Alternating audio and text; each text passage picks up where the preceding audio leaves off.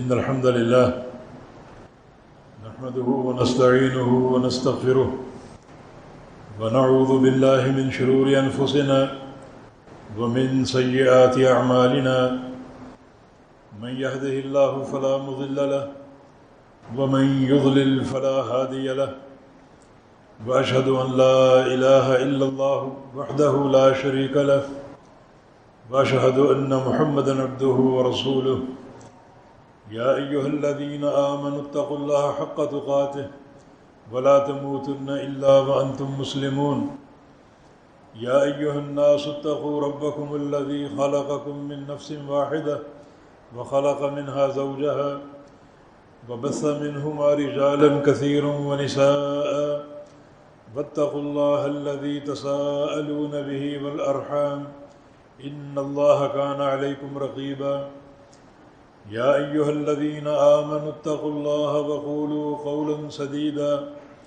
يصلح لكم أعمالكم ويغفر لكم ذنوبكم ومن يطع الله ورسوله فقد فاز فوزا عظيما أما بعد فإن أصدق الكلام كلام الله وأحسن الهدي هدي محمد صلى الله تعالى عليه وسلم وشر الأمور محدثاتها وكل محدثة بدعة وكل بدعة ضلالة وكل ضلالة في النار من يطع الله ورسوله فقد رشد واهتدى ومن يعص الله ورسوله فقد ضل وغوى اللهم صل على محمد وعلى آل محمد كما صليت على إبراهيم وعلى آل إبراهيم إنك حميد مجيد اللهم بارك على محمد وعلى آل محمد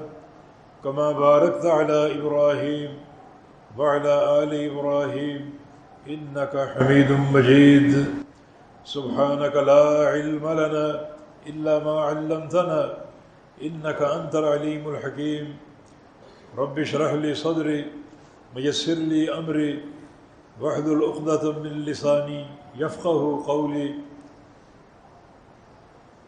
لقد قال الله سبحانه وتعالى بعد أعوذ بالله من الشيطان الرجيم من همزه ونفخه ونفثه بسم الله الرحمن الرحيم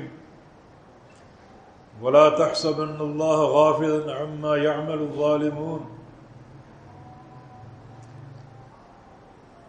یہ وائرس جو پھیلا ہوا ہے اس نے پوری دنیا میں ایک جمود طاری کر دیا ہے. تقریباً سارے دروازے بند ہو چکے ہیں، ہوٹلوں کے، مارکیٹوں کے، دکانوں کے، اسکولوں کے، مدارس کے.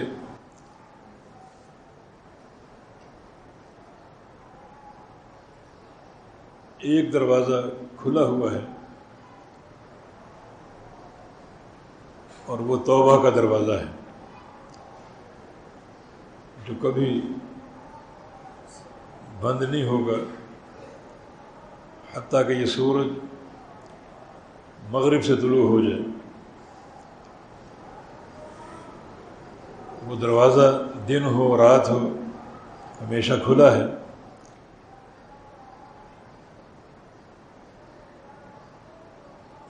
اس دروازے کی بڑی عجیب خصوصیتیں ہیں. وہ دروازہ تنگ نہیں ہے، بڑا وسیع ہے، حتیٰ کہ سورج وہاں سے طلوع ہوتا ہے، وہاں غروب ہوتا ہے اور قیامت کے دن وہاں سے طلوع ہوگا.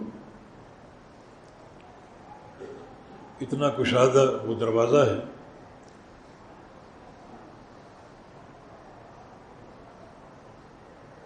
اللہ تعالیٰ نے یہ دروازہ بنایا اور ہمیں حکم دیا کہ توبوا الی اللہ توبۃ نصوحا. یہ دروازہ تیار ہے، تم سچی توبہ کر لو. جو اس دروازے کا خالق اور مالک ہے، اس کی شان یہ ہے کہ یمد یدہ باللیل لیتوب مسیء النہار ویمد یدہ بالنہار لیتوب مسیء اللیل۔ جو ہی رات شروع ہوتی ہے وہ اپنا ہاتھ پھیلا دیتا ہے کہ دن کے اجالے میں کھلم کھلا گناہ کرنے والا مجھ سے توبہ کر لے، اور جو ہی دن کا آغاز ہوتا ہے تو اپنا ہاتھ پھیلا دیتا ہے کہ رات کی تاریکی میں چھپ کر گناہ کرنے والا مجھ سے توبہ کر لے۔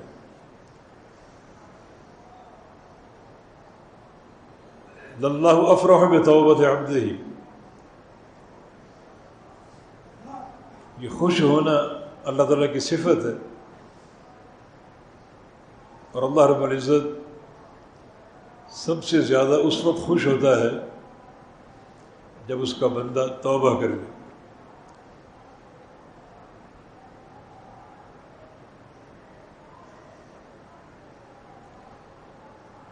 تو یہ دروازہ کھلا ہے، اور توبہ اور استغفار کے ذریعے بلاؤں کو ٹالنا چاہیے۔ وما كان الله ليعذبهم وأنت فيهم وما كان الله معذبهم وهم يستغفرون۔ اس امت کے لیے دو امانے ہیں، دو پناہ گاہیں ہیں، ایک ذات رسول صلی اللہ علیہ وسلم، اے میرے حبیب جب تک آپ اپنی اس قوم کے اندر موجود ہیں تب تک اللہ رب العزت اس قوم کو عذاب نہیں دے گا۔ یہ امان آئی اور گزر گئی۔ دوسری امان قیامت کے قائم ہونے تک ہے، اس وقت تک اللہ رب العزت اس قوم کو عذاب نہیں دے گا جب تک یہ قوم استغفار کرتی رہے۔ تو یہ ایک ایسی پناہ ہے، ایک ایسی امان ہے جو اب بھی موجود ہے اور قیامت تک موجود رہے گی۔ تو بلاؤں کو ٹالنے کے لیے اور ان فتنوں کے قلع کماں کے لیے اس امان کو بطور ڈھال کثرت سے استعمال کیا جائے۔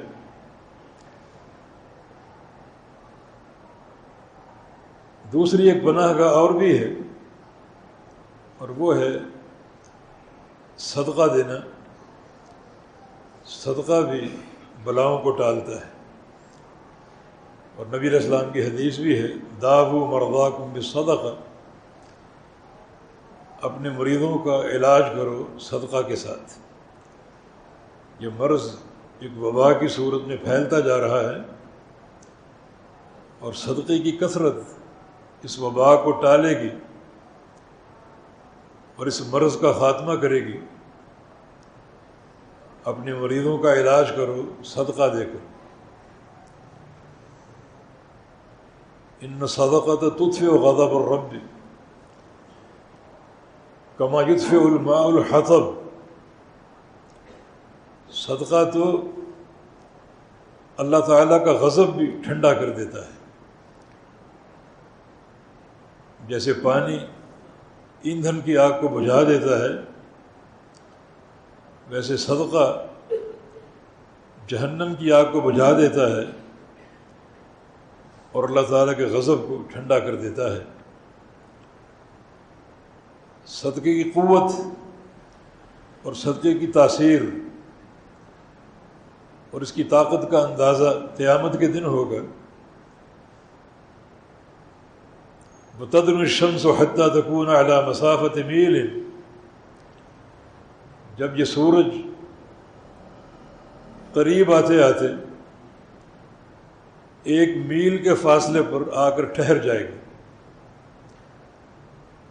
وہ سورج جو آج کروڑہا میل دور ہے، جب اس کی شدت ظاہر ہوتی ہے تو ہم تل ملا اٹھتے ہیں حالانکہ ہمارے پاس سائے ہیں اور بہت زیادہ گرمی سے بچاؤ کے وسائل ہیں، مگر پھر بھی تڑپ اٹھتے ہیں، بلک اٹھتے ہیں۔ یہی سورج جس میں قیامت کی شدت ہوگی، جب 1 میل کے فاصلے پر ہوگا تو نیچے حرارت کا اور تمازت کا کیا عالم ہوگا۔ اس وقت رسول اللہ صلی اللہ علیہ وسلم کی حدیث کے مطابق کل امرئ تحت ظل صدقتہ یوم القیامہ حتی یقضی بین الخلائق، ہر شخص کا صدقہ جو ہے وہ اس کے سر کا سایہ بن جائے گا، اور اتنی طاقت اور قوت ہوگی صدقے کے اندر کہ وہ سورج کی حرارت کو اور اس کی تپش کو روک دے گا۔ جنہیں یہ سایہ حاصل نہیں ہوگا وہ سورج کی تمازت سے آنے والے پسینے سے انتہائی پریشان ہوں گے، لیکن جو لوگ کثرت سے صدقہ دینے والے ہیں انہیں قیامت کے دن ایک ڈھال حاصل ہو جائے گی، ایک ایسا سایہ جس میں اتنی طاقت اور قوت ہوگی کہ وہ قیامت کے سورج کی جو 1 میل کے فاصلے پر کھڑا ہے اس کی گرمی کو روک دے گا اور اس کی شدت کا مقابلہ کرے گا۔ یہ دنیا کا سایہ نہیں ہے کہ دن میں تو قائم ہے، رات کو غائب ہو جاتا ہے۔ حتی یقضی بین الخلائق، یہ سایہ اس وقت تک بندے کے سر پہ تنا رہے گا جب تک اللہ رب العزت یوم حشر ساری مخلوقات کے حساب سے فارغ نہ ہو جائے۔ وہ ایک دن 50,000 سال کے برابر ہے، اور یہ سایہ 50,000 سال تک بندے کے کام آئے گا اور اسے سورج کی تپش سے بچائے گا۔ ویسے صدقہ دینے والوں کے لیے قیامت کے دن ایک اور سایہ بھی دستیاب ہوگا، اور وہ اللہ رب العزت کے عرش کا سایہ ہے۔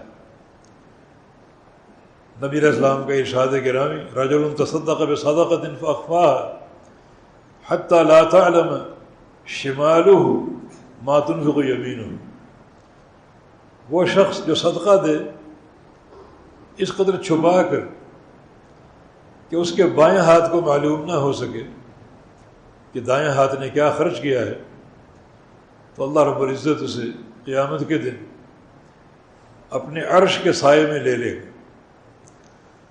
یہ صدقے کی فضیلت ہے کہ اس کو یہ ڈبل سایہ حاصل ہوگا، ایک رب کائنات کے عرش کا سایہ، دوسرا اس کا صدقہ بذات خود سایہ بن کر تن جائے گا اس کے سر پہ اور اسے سورج کی حرارت سے بچائے گا۔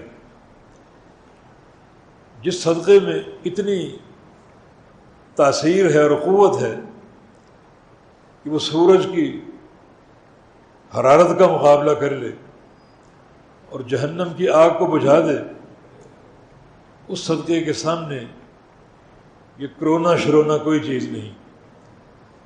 یقیناً صدقے کی طاقت سے ان امراض سے بچا جا سکتا ہے۔ تو کثرت سے استغفار ہو، اللہ تعالیٰ کی طرف انابت ہو۔ وہ رب جو ہماری حرکات کی بنا پر ہم سے ناراض ہے، اس سے سچی صلح کر لی جائے۔ ان ربک لبالمرصاد، تیرا رب گھات میں ہے۔ ولا تحسبن اللہ غافلا عما يعمل الظالمون، یہ ظالم جو کچھ کر رہے ہیں اللہ تعالیٰ کو غافل نہ سمجھو، وہ ڈھیل دیتا ہے اور پکڑ لیتا ہے۔ یہ قانون قدرت ہے، اللہ تعالیٰ کی سنت کونی ہے کہ اللہ رب العزت لوگوں کی پکڑ کرتا ہے، اپنی گرفت میں لے لیتا ہے جب لوگوں کی فرعونیت اور ان کا ظلم و جبر ایک حد سے بڑھ جائے، ایک حد تک اللہ ڈھیل دیتا ہے اور پھر قوموں کو پکڑ لیتا ہے۔ حتی اذا اخذت الارض زخرفها وزینت وظن اهلها انهم قادرون علیها اتاها امرنا لیلا او نہارا، جب زمین خوب سج دھج جاتی ہے، مزین ہو جاتی ہے، جو قوموں کی ترقی کی علامت بن جاتی ہے کہ جناب زمین صاف ستھری کر لی ہم نے، ہماری فیکٹریاں، ہمارے باغات، ہماری رونقیں، ہمارے کلب، یہ شراب خانے اور یہ زینت کے اڈے، عریانیت اور بے حیائی کے اڈے اس زمین کو سجا دیتے ہیں۔ کب تک؟ وزینت، زمین مزین ہو جاتی ہے، وظن اہلها انہم قادرون علیہا، اور اس زمین کے لوگ یہ سمجھتے ہیں کہ ہم تو ہر شے پر قادر ہیں، جو چاہے حکم لگائیں، ہماری رسائی تو چاند تک ہو چکی ہے، ہم تو مریخ پر کمندے ڈالنے کی تیاری کر رہے ہیں، ہمارے پاس اسلحے کی بہتات ہے، ہمارے پاس طاقت ہے، ہم دنیا کی اقتصاد کے مالک ہیں، معیشت ہمارے ہاتھ میں ہے۔ یہ کب تک چلے گا؟ جب قوموں کی حالت یہاں تک پہنچ جائے، اپنے تئیں سمجھ بیٹھیں کہ ہم تو ہر شے پر قادر ہیں، اللہ تعالیٰ کی قدرت کے سامنے کھڑے ہو جائیں ڈٹ کر، تو اتاہا امرنا لیلا و نہارا، پھر ہمارا امر آتا ہے، عذاب کا امر، سزا، رات کو یا دن کو، دن کا اجالا قائم ہو اور لوگ اپنی ترقی میں مست ہوں، ہمارا عذاب آ جاتا ہے، یا رات کی تاریکی میں جب لوگ سو رہے ہوں، یہ بے حیائی کے مراکز میں تعیش کی زندگی گزار رہے ہوں، ہمارا امر رات کو آ جاتا ہے، اور فجعلناها حصیدا، تو ان کے محلات، ان کی بستیاں، ان کے تجارتی مراکز، ان کے باغات یوں تباہ و برباد ہو کر گر جاتے ہیں جیسے کٹا ہوا چارہ بکھرا ہو۔ یہ سنت الہیہ ہے۔ آج بہت سی طاقتیں اپنے آپ کو سپر پاور قرار دے رہی ہیں، مسلمانوں پر ظلم کرنا، ذبح کرنا، اپنا حکم ان پر قائم کرنا، ظلم و تشدد کا نشانہ بنانا۔ یہ معاملہ کب تک چلے گا؟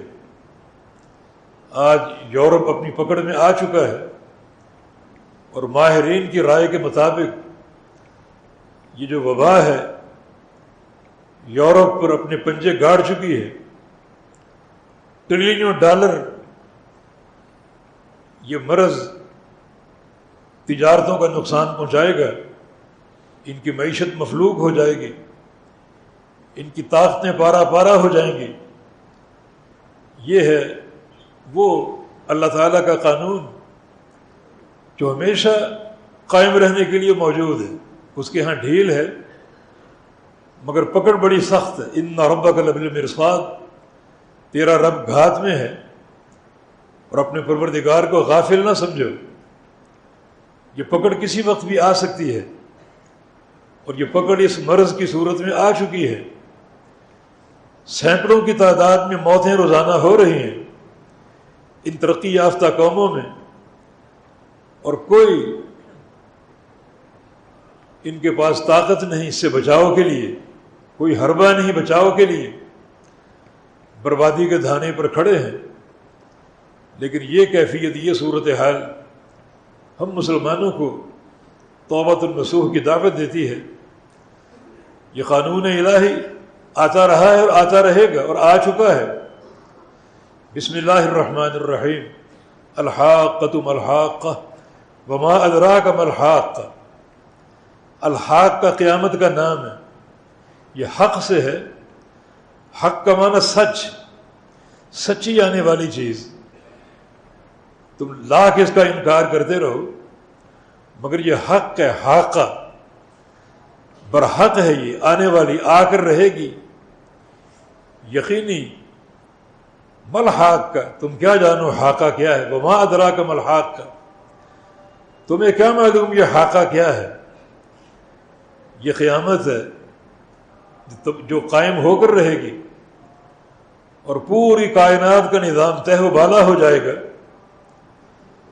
جس کی ایک جھلک دیکھنی ہے تو دیکھ لو۔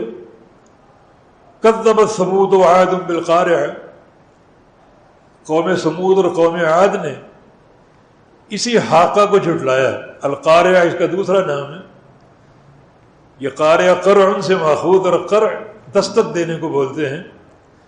القارعہ یہ قیامت کا نام ہے، دستک دینے والی، ہر کان پہ دستک دے گی، ہر گھر پہ دستک دے گی، اور کوئی بندہ اس سے مفرور نہ ہو سکے گا، کسی کو کوئی جائے فرار نہیں ملے گی، ہر بندے پر یہ قیامت قائم ہوگی۔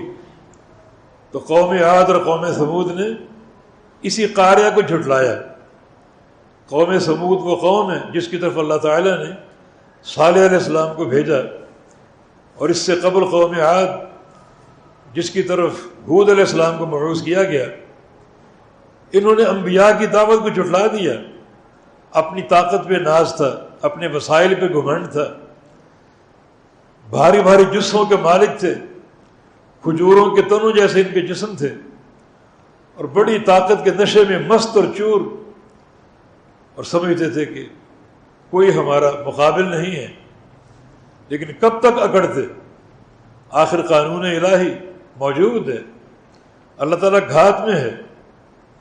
فَأَمَّا ثَمُودُ فَأُهْلِكُوا بِالطَّاغِيَةِ، ایک ہی کڑک آئی اور قوم ثمود پر ایسی برسی وہ اتنی شدت اور قوت کے ساتھ، ان کے کلیجے شک ہو گئے، دل پھٹ گئے ان کے، اور فوراً وہ گر گئے جہاں بھی تھے۔ تباہی اور بربادی قائم ہو گئی، نہ کوئی بچہ بچ سکا، نہ کوئی عورت، نہ کوئی مرد، پوری قوم تباہ و برباد ہو گئی۔ فَأَمَّا ثَمُودُ فَأُهْلِكُوا بِالطَّاغِيَةِ وَأَمَّا عَادٌ فَأُرْسِلُوا عَلَيْهِمْ، عاد، قوم عاد کیا تھی؟ جن کی طرف ہود علیہ السلام کو بھیجا گیا، ان کی طرف ایک ہوا مسلط کر دی گئی، بِرِيحٍ صَرْصَرٍ عَاتِيَةٍ،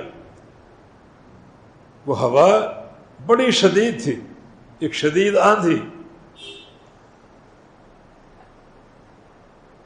اور وہ 7 دن 8 راتیں مسلسل چلتی رہی، اس قوم کو جھلاتی رہی، حتیٰ کہ اس کے نتیجے میں پوری قوم برباد ہو گئی۔ ان کی لاشیں یوں بکھری ہوئی تھیں جیسے کھجوروں کے تنے ہوتے ہیں۔ تصور کیجئے کیا ان کے جثے تھے، اور کیا ان کی طاقت تھی، اور کیا ان کے وسائل تھے۔ اللہ تعالیٰ کی پکڑ آ گئی۔ فَهَلْ تَرَىٰ لَهُم مِّن بَاقِيَةٍ، کوئی باقی بچا؟ کوئی ایک بچہ تک باقی بچا؟ نہیں، سب کو برباد کر دیا۔ یہ قانون الہی اس وقت حرکت میں آیا اور آتا رہے گا۔ اللہ تعالیٰ کا نظام ہے، یہ قدرت کونیہ ہے، یہ نظام کونی ہے۔ اللہ تعالیٰ جب چاہے اس نظام کو قائم کر دے۔ وَجَاءَ فِرْعَوْنُ وَمَنْ قَبْلَهُ وَالْمُؤْتَفِقَاتُ بِالْخَاطِئَةِ، پھر فرعون بھی آیا اپنی فرعونیت کے ساتھ، اپنے آپ کو رب اعلیٰ کہتا تھا، اور اس سے قبل قومیں آئیں، والمؤتفقات، اور مؤتفقات آئے۔ یہ مؤتفقات جو ہیں یہ قوم لوط، ان کی بستی کا نام ہے، وہ بھی آئے اپنے گناہوں کے ساتھ، معصیتوں کے ساتھ، اور اللہ کی پکڑ میں آ گئے۔ ان کی پکڑ جو تھی بڑی شدید تھی، انہیں اٹھا لیا گیا آسمانوں کی بلندیوں تک، پھر نیچے پٹخا گیا، اور جب نیچے ان کو گرایا جا رہا تھا تو اوپر سے پتھروں کی بارش ان پر کر دی گئی، دوہرا تہرا عذاب ان کو دیا گیا، اور پوری قوم کو تہس نہس کر دیا گیا۔ یہ خالق کائنات کی قدرت اور نظام ہے۔ آج اسی جبر و تشدد اپنے کی ایک انتہا ہو چکی، اللہ تعالیٰ کے حلال کو حرام کیا جا رہا ہے، حرام کو حلال کیا جا رہا ہے، زنا اور شراب نوشی اور سود خوری اسے ترقی کی علامت اور اس کو حلال قرار دیا جا رہا ہے۔ یہ تو بہت بڑی بغاوت ہے۔ یہ یورپ جو ہے یہ بڑی غلیظ ترین نجاست کے اندر گھرا ہوا ہے۔ ہمارے کچھ لوگ جو احساس کمتری کا شکار ہیں، کہ ان کی سڑکیں بڑی صاف ہیں، بڑی وہاں صفائی ستھرائی ہے، تمہیں صاف سڑکیں نظر آتی ہیں مگر 50% اولاد زنا نظر نہیں آتی۔ اور بعض یورپی علاقوں میں یہ تناسب 60% تک، 40% حلال کے بچے ہیں اور 60% حرام کے بچے ہیں، وہ نظر نہیں آتے۔ تو غلیظ ترین قوم ہے جن کا یہ باطن ہے، بس سڑکیں صاف نظر آ رہی ہیں۔ اس سے کیا ہوتا ہے؟ انتہائی ناپاک اور نجس قوم، اللہ تعالیٰ کے حلال کو حرام کرنے والے اور حرام کو حلال کرنے والے، خطرناک بغاوت پر آمادہ، جن کا قانون مسلمانوں کے خلاف ظلم اور جبر کی انتہا ہو چکی۔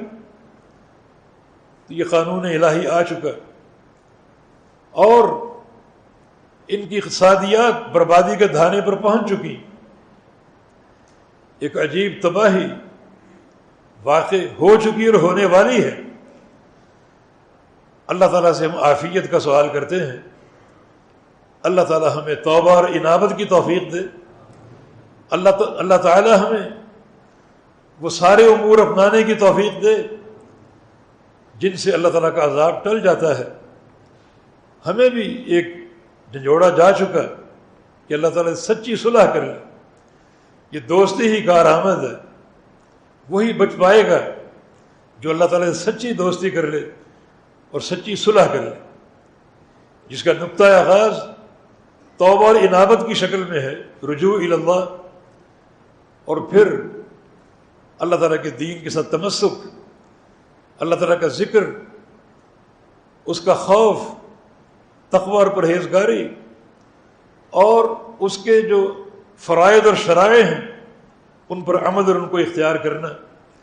یہی عافیت النجات کا راستہ ہے۔ اللہ پاک امت مسلمہ کی حفاظت کرے۔ اللہ تعالیٰ جو ایک مرض وبائی شکل اختیار کر چکا، اللہ ہم سب کو اس سے محفوظ رکھے، اور اللہ رب العزت سچی توبہ اور انابت کا راستہ اختیار کرنے کی توفیق عطا فرما دے۔ اقول قولی ھذا واستغفر اللہ لی ولکم، وآخر دعوانا ان الحمد للہ رب العالمین۔